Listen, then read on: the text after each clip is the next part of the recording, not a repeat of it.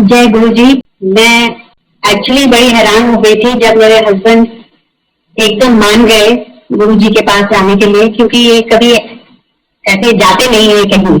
तो जब ये ऑफिस से आए और मैंने उनको पूछा, एकदम मान गए। तो मैं बड़ी खुश हुई और हम चले वहां पे। वहां पहुंचे तो गुरु जी को वो अपने आसन पे विराजमान थे। हमने उनको प्रणाम किया। हमारी बेटी सिमरन भी हमारे साथ थी।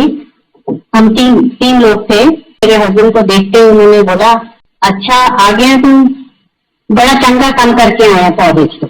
उन दिनों कारगिल की लड़ाई अभी खत्म हुई थी और मेरे हस्बैंड ने हिस्सा लिया था और अच्छा काम किया था वहां पे। तो गुरुजी ने एकदम ही हमें मिलते ही ये बोला कि बड़ा चंगा काम करके आए हैं। एनीवे हम आप बैठे, फिर उसके बाद प्रसाद मिला और लंगर खाया। तो लंगर खाने के पहले मैं जो आंटी के पास गई, मैंने कहा जो आपने, गुरुजी को तो पता ही नहीं था हम आएंगे, तो गुरुजी को हमारे बारे में ये सब कैसे पता? मैं भी बेवकूफ थी तो मैंने पूछ लिया। तो जो आंटी मेरी तरफ देख के बोलती है कि ये कैसा सवाल कर रही है, गुरुजी को सबके बारे में सब कुछ पता होता है। उसके बाद रेगुलरली जब भी उन टाइम में हफ्ते में 2 बार ही होता था, तो जब भी हम जा पाते थे, हम एम्पायर स्टेट जाते थे। बड़ा मंदिर अभी तैयार नहीं हुआ था तब तक।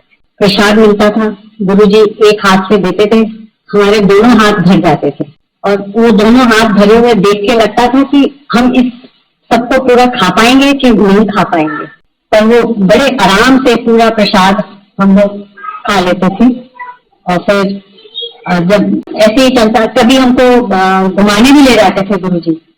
एक बार गुड़गांव में वो ब्रिस्टल होटल नया खुला था, तो उन्होंने कहा चलो घूम के आते हैं। हम लोग सब गाड़ियों में बैठे और ब्रिस्टल होटल पहुंचे। वहां पे गुरुजी ने बोला कि अच्छा अब मैं थोड़ा बाहर सैर करूंगा, तुम लोग सब अंदर जाओ, खाओ पियो और फिर आ जाना आप बाहर। हम लोग बहुत हैरान, फिर भी गुरुजी का हुक्म था तो हम लोग गए अंदर। और आधा घंटे के बाद हम बाहर आए तो गुरुजी वहीं बाहर टहल रहे थे, फिर उनके साथ वापस आ गए। ऐसे ही कई मौके हम लोग उनके साथ रात को निकल जाते थे घूमने। एक बार जब ये DND फ्लाईओवर नोएडा का अभी स्टार्ट नहीं हुआ था, तो वहां तक चले गए। जहां उनका मन करता था ऐसे घुमाने हमको ले जाते थे। हमको लगता था कि हम अब बस इन्हीं के साथ रहें, पर गुरुजी का भी टाइम स्लॉट होता था और जब कहते थे चलो जिसको जिसको भेजना होता था घर, और फौजियों को तो बोलते थे चलो जर्नैल कर्नल सब अपने अपने घर जाओ। एक दिन उन्होंने हमको बोला कि आप अपने घर में सत्संग करो, मैं आऊंगा। हमको थोड़ा वो डर भी लग रहा था कि हम कैसे ऑर्गेनाइज करेंगे, क्या करेंगे। पर गुरुजी की कृपा थी तो काफी 50-60 लोग आए और हमारा सब हो गया। गुरुजी कहते थे मंगया ना करो, पर मैंने कभी उनसे कुछ मांगा नहीं, पर मैं कंप्लेन जरूर कर देती थी गुरुजी को। अब ये मांगना है या क्या है मुझे नहीं मालूम, पर जो मेरे दिल में बात होती थी वो मैं गुरुजी को शिकायत सी लगा देती थी उनको। जो भी एक शिकायत ये भी थी कि मेरे मनपसंद का घर नहीं है मेरे पास, मेरे हस्बैंड रिटायर होने वाले हैं और उनको कोई अपने काम के सिवाय और कुछ सोचता ही नहीं है, वो इस तरफ देखते ही नहीं है। जब भी मैं कंप्लेन करती थी वो मेरी तरफ देखते थे और मुझे लगता था कि पता नहीं सुना भी है कि नहीं सुना है, बट वो मेरी गलतफहमी थी। वो सब कुछ रजिस्टर करते थे। तो जब उन्होंने कहा कि अपने घर में सत्संग करो उसके बाद, तो हमने किया। तो उन्होंने घर आए और उन्होंने हमको ब्लेसिंग दी और ये भी कहा कि जब अपना घर बनाओगे तो ऐसे ऐसे कर देना। तो वो थोड़े दिन के बाद मुझे समझ आई कि वो सब सुनते हैं, उनका जवाब देने का टाइम उस टाइम नहीं होता पर अपने आप होता है। और उस सत्संग के दौरान एक बहुत अजीब सी एक घटना हुई। प्रसाद उन दिनों में पहले गुरुजी प्रसाद बांटते थे, लंगर बाद में शुरू होता था। तो गुरुजी प्रसाद बांट रहे थे तो मैंने अंदर से लास्ट थाली प्रसाद की बाहर भेजी। जब वो चली गई तो थोड़ी देर बाद मेरे को विपी अंकल ने बोला कि प्रसाद की थाली और भेजो, कम पड़ रहा है। ऐसे ही घबरा के मैं अंदर आई। मैंने कहा फटाफट प्रसाद तो खत्म हो गया, अब क्या करूंगी मैं। तो मैंने सोचा कि अब दोबारा से फटाफट बनाती हूँ प्रसाद। तो जैसे मैं किचन में जाके उनको तैयारी करनी शुरू करी और मैं डाइनिंग रूम में आई तो वहां मुझे एक प्रसाद की थाली मिली, भरी हुई था। ये तो उन्हीं की कृपा थी, उनको मालूम था कि खत्म हो गया प्रसाद, और वहां पे प्रसाद, फिर वो प्रसाद सबको बांटा। अब मैंने कभी पहले सत्संग करा नहीं है, this is my first time. मैं कुछ सही तरीके से आप लोगों से सत्संग कर पा रही हूँ कि नहीं कर पा रही हूँ, पर ये मैं जरूर बताऊंगी कि अब मैं गुरु जी के साथ कनेक्ट शब्द कीर्तन से होती हूँ। रोज सवेरे मैं शब्द कीर्तन सुनती हूँ और ध्यान मेरा गुरु जी के तरफ होता है। शब्द कीर्तन इज माय कनेक्ट विद गुरु जी। एक बार मेरे हस्बैंड फिर वहां से पोस्ट आउट हो गए, तो हम नहीं आ पाए। मैं भी दिल्ली से बाहर चली गई, तो 2 या 3 साल के बाद मैं वापस आए, तो हम गए एम्पायर स्टेट गुरु जी के मंदिर। तो उन्होंने दूर से देखा और बोला, आंटी बड़े दिनों बाद आई हैं, आया करो। और मैं हैरान हो गई कि गुरु जी के पास इतने लोग आते हैं, गुरु जी सबको पहचानते हैं, सबका ध्यान होता है उनको। तो मैं तो ये कहूंगी कि गुरु जी की मेहर है, सबके ऊपर है। वो गुरु जी हैं जो निमानियों के मान है। जब हम पहली बार बड़ा मंदिर गए तो हम बहुत भीड़ थी, हम लाइन में खड़े थे और एकदम सिमला अंकल उस वक्त बहुत मुझे के साथ रहते थे, तो एकदम आए, कहते जन सब आगे गुरु जी का वेट कर रहे हैं, और हमें बीच में निकाल के ले गए। हम बड़े हैरान, इतनी भीड़ में गुरु जी कहाँ पर, कैसे हमें जान गए, कैसे पता लगा उनका यहाँ पर है। लेकिन उनकी कृपा थी और हमें अंदर जाकर दर्शन हुए, हमने उनको बिठाया। गुरु जी के बारे में आप कुछ एक्सप्लेन नहीं कर सकते, it's impossible. You can only feel it, you can only know that there is some power जो उनकी है, जो आपको समा सकती है, आपकी देखभाल कर सकती है और आप पर अपना आशीर्वाद दे सकती है।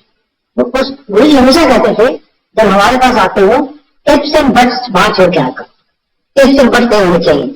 लेकिन बहुत मुश्किल का था। हमारी जो एजुकेशन शुरू हो रही है ये नहीं है कि हर बात पूछो क्यों, कैसे, कहाँ होता है। और जब ये हमें बहुत समय लगा इस चीज को अपने दिल से दूर करने के लिए कि हम इस चीज को अपने से निकाल दें, और आहिस्ता आहिस्ता जैसे संगत में बैठते रहे, गुरु जी दर्शन करते रहे, तो हमारी जो पूरी श्रद्धा है उनकी तरफ होगी और हमने अपने आप को गुरु जी को सौंप दिया। मैं आपको बताना चाहता हूँ कि हमारे एक बहुत अजीब इंस्टेंस हुआ है। एक दिन आजकल हम अंतिम शब्द में रहते हैं, और एक दिन अचानक ही रश्मि आंटी और पंकज अंकल का फोन आया कि हम आपसे मिलने आ रहे हैं। तो वो तो हमारे पास पहले आए थे एक बार सत्संग यहाँ पर, और उस दिन आए और हम बैठे वहां पर बातें की उनसे। तो उन्होंने गुरु जी के बारे में बहुत कुछ बताया जो हम नहीं जानते थे। तो मैंने तो बताया, रश्मि आंटी मुझे गुरु जी की आज बहुत दिन बाद पहली बार ड्रीम आई है और मैं गुरु जी की सेवा कर रहा हूँ और मुझे समझ नहीं आई कि मैं क्या करूं, मुझे इतनी खुशी हो रही थी।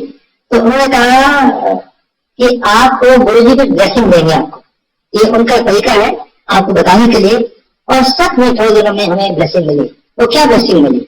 माई wife mother had suffer from cancer, और इसीलिए हर साल हम अपनी वाइफ की मैं अपनी मेमोग्राफी कराता था हर चेक करने के लिए ये सब ठीक ठाक है कि नहीं। अब मेरे 2 लड़कियां एक लड़का है।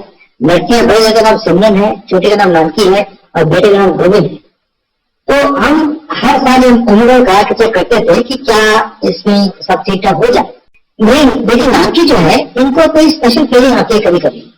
उन्होंने अपने टेस्ट के लिए गए, एक यहाँ बड़ी फेमस लैब है लैब, वहां गए, वहां जाके हमने टेस्ट कराया और मेरी बेटी को एकदम एहसास हुआ कि हमें MRI करना चाहिए। अब किसी ने कहा नहीं, किसी डॉक्टर ने MRI कराओ। हम गए, मैक्स में MRI कराई और वहां पर उन्होंने, जो डॉक्टर साहब थे, उन्होंने देखा कि 2 छोटे छोटे ऐसे हैं ब्लॉक्स जिनको इन्वेस्टिगेट करना चाहिए। और हम उसको इन्वेस्टिगेट कराने के लिए आगे हमें एक और अच्छे डॉक्टर से मिल गए, डॉक्टर हरित मैक्स हॉस्पिटल में। उन्होंने देखा, उन्होंने बताया कि these need to be checked and they could be malignant. They were checked on both the breasts, they were malignant, and he was very surprised कि आपने MRI कैसे कराई, आपको किसने बताया? आज तक हमने देखा नहीं है कि इतनी जल्दी एक चीज डिटेक्ट हो जाए। तो मेरे ख्याल से मुझे कोई शक नहीं है कि गुरु जी की ब्लेसिंग थी, उन्हें ब्लेस करना था श्री को और उन्हें एकदम डिटेक्ट कर दिया। और आज की तारीख में Shri is under treatment and she is fine, she is improving. Guru ji is kind, Guru ji blessing is there. तो हम तो गुरु जी के हर वक्त उनके चरणों के बारे में सोचते हैं, उन्हीं के बारे में सोचते हैं और उनका इतना शुक्राना करना चाहते हैं कि वो काम करता है। कहना चाहता हूँ कि शुरू में जब हम उपास से जाते थे तो शुरू में गुरु जी के तरीके हमें समझ नहीं आए। वहां पर हम बैठते थे और पहले चलने तक जब हम गए तो हमें देखकर बिठा कर रखते थे गुरु जी कि आप बैठो, बाकी सब लोग तो जाओ, आप बैठो। हम बैठ जाते थे, बड़े खुश होते थे, गुरु जी हमें रखा हुआ है, बिठा कर रखा है, अपने दर्शन हो रहे हैं उनके। और कुछ दिन के बाद, कुछ दिनों के बाद ऐसा समय आया कि एकदम गुरु जी बोले करना जाओ, बाहर जाओ, तो कहा जाओ। अति बड़ी हम लोग बड़ी काफी लोग बजट हुआते थे उनसे कि हमें ना देखें ना बताएं, लेकिन उन्होंने ऐसे करना शुरू कर दिया और हमें दिन में बड़ा दुख होता था कि हमें क्यों जल्दी भेज रहे हैं। लेकिन बाद में विपी अंकल ने बताया कि गुरु जी का एक तरीका है सबको विदा करने का कि सब अपने अपने घर से पहुंच जाए। और उनको मालूम है हर इंसान का यार इंसान आगे क्या होने वाला, वो उनको मालूम है तो इतनी ब्लेसिंग आपकी जरूरत है और वो ब्लेसिंग लेके आपको भेजते हैं। इसलिए इस चीज का भरोसा नहीं मानना कि उनकी अपनी शक्ति है, उससे वो ये सब इसी से डील करते हैं।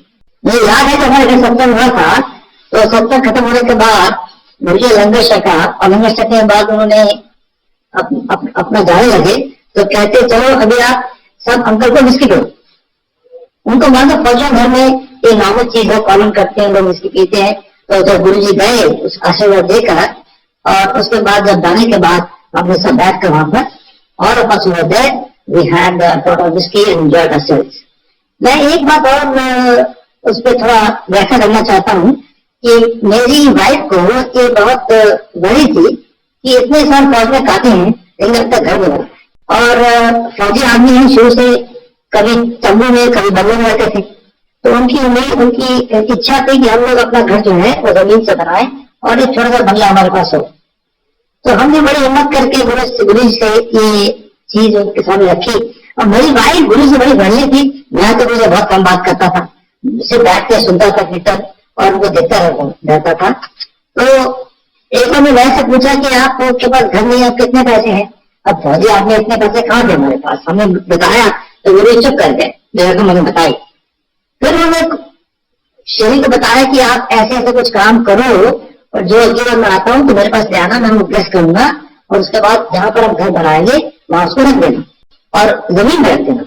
इसी दौरान हमने एक फ्लैट लिया था सेक्टर 44 नोएडा में, गेटवे टावर्स में, और वो फिफ्थ सन से होता था। तो हम सोचते थे यहाँ कहाँ रखेंगे उसको, यहाँ तो ये तो 5वें फ्लोर पर है। तो फिर हमने सोचा कि शायद एक टाइल निकालकर, एक मार्बल पीस निकालकर उसके नीचे वो रख देंगे। लेकिन गुरु जी की इतनी अपार कृपा हुई, इससे पहले जब वहां शिफ्ट करते उसको अपने लेते, हमें एक और जगह मिल गई अंतर मेला में सतबरे के पास, और वहां पर हमने अपनी जब नींव खोदी तो गुरु जी का आशीर्वाद लेकर जो हमने कहा था वैसे हमने किया। और शेरी की इच्छा थी कि आप ग्राउंड से अपने घर पर रहें और ऐसी उनकी इच्छा पूरी हो गई। ये गुरु जी की महिमा, इसको एक्सप्लेन करना बहुत मुश्किल है। और जब शेरी कह रही थी कि गुरु जी हमेशा कहते कुछ मांगो मत, वो सब चीज जानते थे क्या आपको देना है, क्या आशीर्वाद देना, क्या नहीं देना। और उसे अपने ढंग से ही वो अपनी संगत के ऊपर मेहरबानी और अपनी बख्शिश करते थे। तो इसके बहुत छोटे किस्से हैं, लेकिन इतना जरूर है कि हमें गुरु जी की आहिस्ता आहिस्ता ही समझ आई, एकदम नहीं आई। इससे बच चलते रहे हमारे मन में, और खासकर मेरे मन में बहुत इससे बच चले।